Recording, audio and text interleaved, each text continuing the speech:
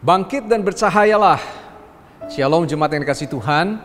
Hari ini kita berjumpa lagi di dalam Daily Devotion dan ayat renungan kita pagi hari ini terambil dari 1 Petrus 2 ayatnya ke-16 dan 17. Firman Tuhan dengan jelas berkata buat kita menjadi renungan kita hari ini dikatakan, hiduplah sebagai orang merdeka dan bukan seperti mereka yang menyalahgunakan kemerdekaan itu untuk menyelubungi kejahatan-kejahatan mereka, tetapi hiduplah sebagai hamba Allah.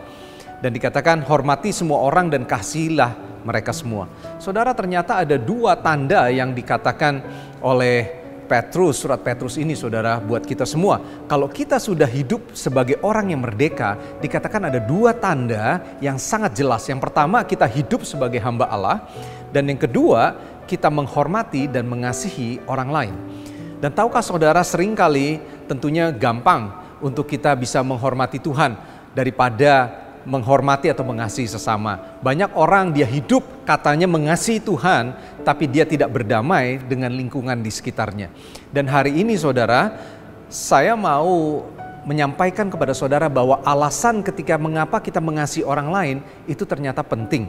Kepada Tuhan sepertinya mudah, tapi kepada orang lain ternyata tidak semudah itu. Tahukah saudara, firman Tuhan berkata di 1 Yohanes 4 ayat 20. Barang siapa yang tidak mengasihi saudaranya yang kelihatan, bagaimana mungkin ia bisa mengasihi Tuhan yang tidak kelihatan.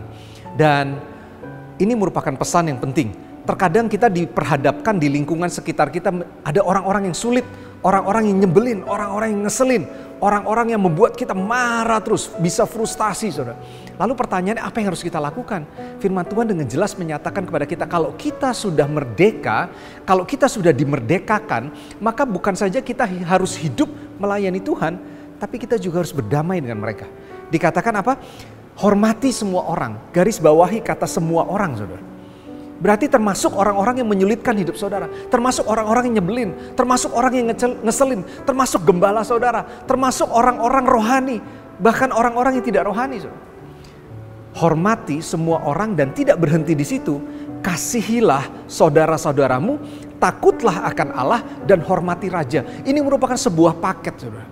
Bahwa ternyata menghormati, mengasihi, takut akan Tuhan dan menghormati pemerintah bahkan, itu merupakan satu kesatuan yang harus kita lakukan sebagai orang-orang yang sudah dimerdekakan. Untuk itu saudara, ada sebuah masalah yang biasanya timbul, kenapa kok kita tidak bisa hidup berdamai dengan orang lain? Alasannya adalah karena kita belum berdamai dengan diri kita sendiri. Untuk itu, biar kiranya renungan pagi hari ini atau hari ini bisa mengingatkan kepada kita untuk berdamailah dengan diri sendiri. Karena tidak cukup ketika kita hanya melayani Tuhan saja, tapi kalau kita tidak menghormati semua orang dan mengasihi semua orang, termasuk saudara-saudara di sekitar kita, termasuk famili kita, termasuk orang-orang yang mungkin menyulitkan.